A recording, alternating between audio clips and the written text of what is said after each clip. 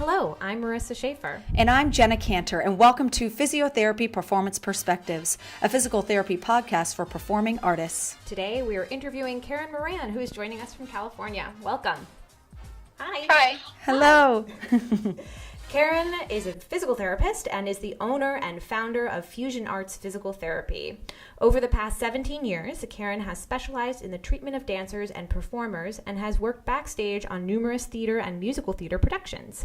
In addition, Karen has lectured on injury prevention to adolescent ballet dancers as well as to touring musical theater companies. She has also been active in screening young dancers at various dance schools in the Los Angeles area.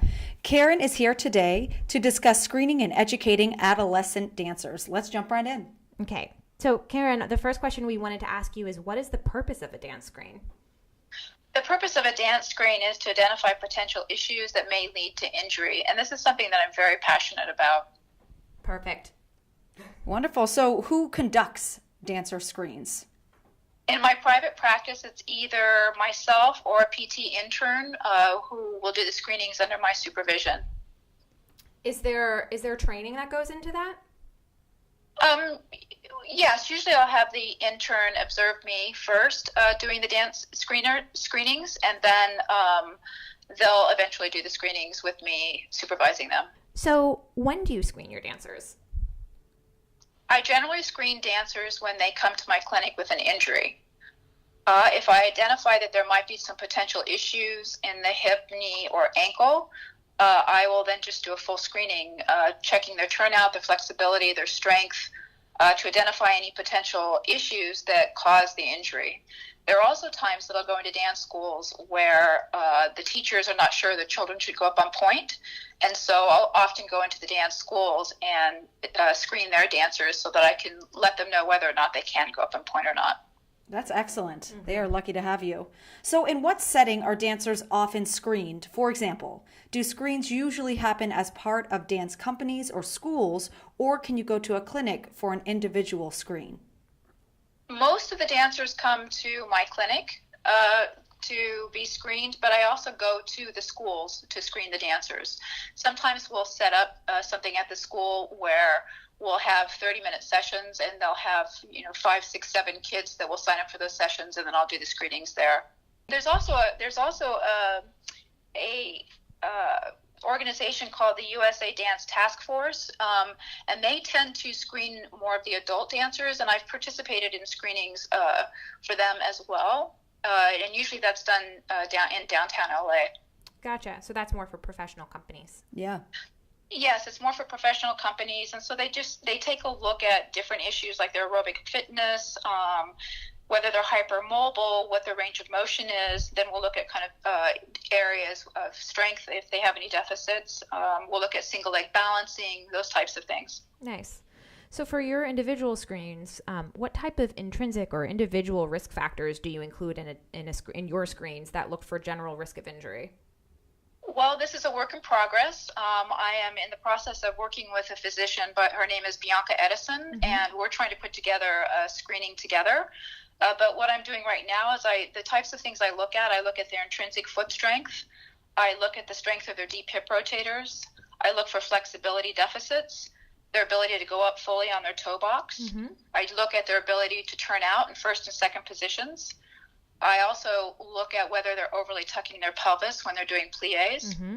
I will check for whether or not they roll their foot and ankle in with the pliés, or whether they sickle or wing when they go up on point. And then I'll usually check their core strength as well. Yeah, that's important for sure. Yeah, that's great. You really check all those boxes. That's excellent. So when I do. That's great. I think it's really, really important because there's so many issues with, especially the younger dancers, where they learn how to overly tuck instead of actually utilizing the right muscles, like the deep hip rotators. So most of the kids that I treat end up having weaknesses in their deep hip rotators and overly tucking their pelvis, which affects their plie. And so they often come in with tendinitises, hip flexor tendinitis, sometimes back issues. Yeah. So really good technique is key for injury prevention type stuff. Absolutely. Good technique is really key, and for the first time, I've really been working very hard with different schools, and for the first time in probably 10 years, a lot of the schools are finally opening their doors to allow me to actually go into the school and do not only the screenings, but then teach injury prevention courses, or teach them how do they get their intrinsic foot strength, or how do they improve their turnout. Yay. Yes. Good. When you screen a dancer, do you also take into account what their dance environment is like? For example, how many hours in dance or classes, or what types of floor they're dancing on, what genres of dance they're asked to perform, those kind of things. Absolutely. Absolutely. I consider all of that. Oftentimes when a young dancer is going through a growth spurt, I may ask the dancer to decrease the amount of time that they're dancing.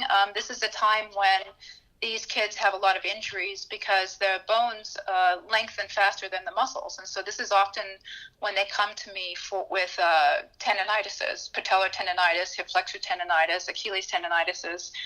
And so it's important during that time, if they're dancing a lot of hours, it's important during that time for them to decrease the number of hours that they're working.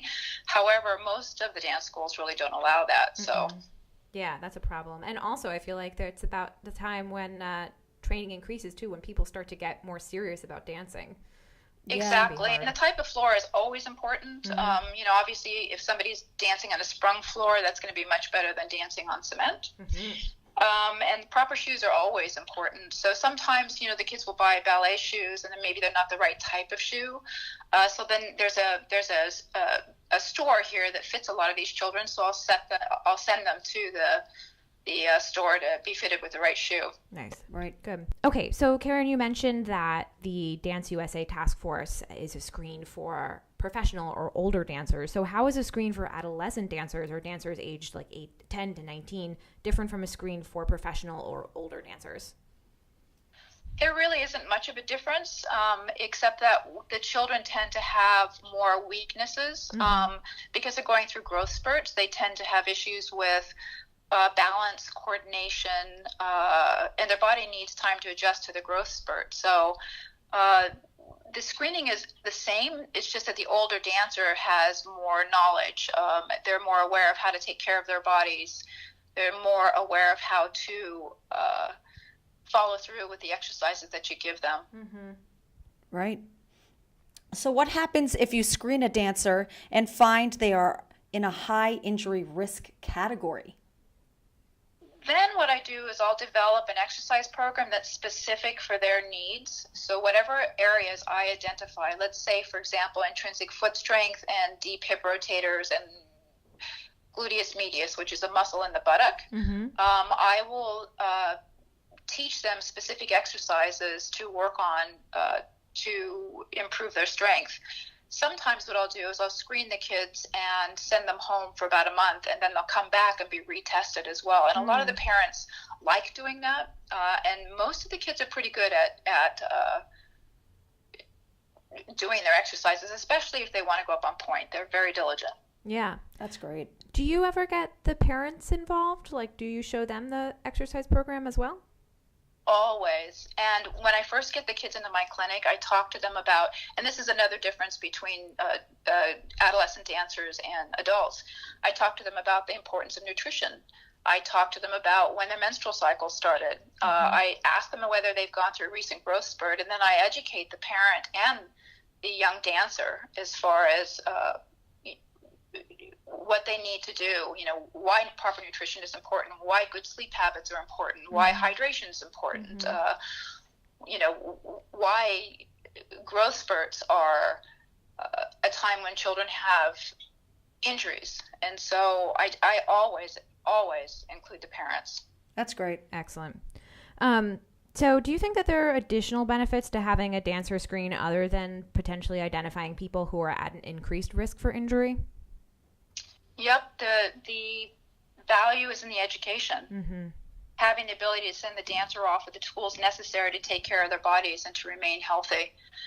I think that is just so important for dancers to really, really take care of themselves. And so I educate them as much as I can. That's wonderful. I'm so glad you're a PT who works with dancers. It's really a passion of mine.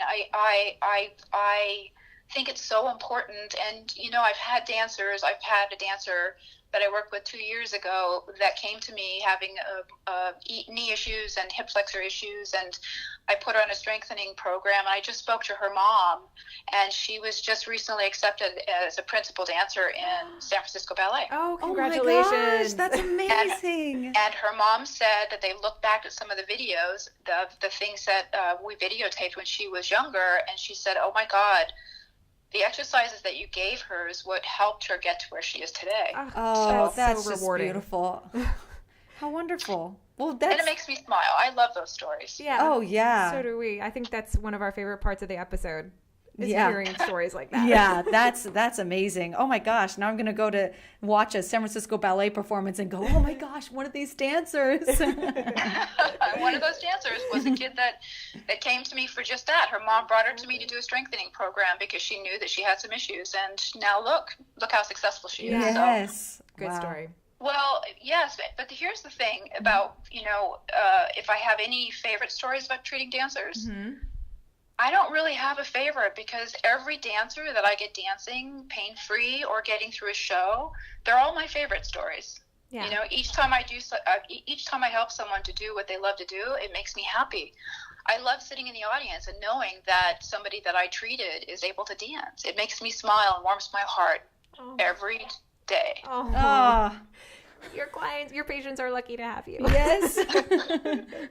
We hope to have your life of that joy. Yes. Because I've learned so much from the dancers. I think as a physical therapist, one of the most important things is that you can't be rigid in your thinking. If you really listen to dancers, they often can tell you how they need to be treated, and you can learn a lot that you're not taught in school.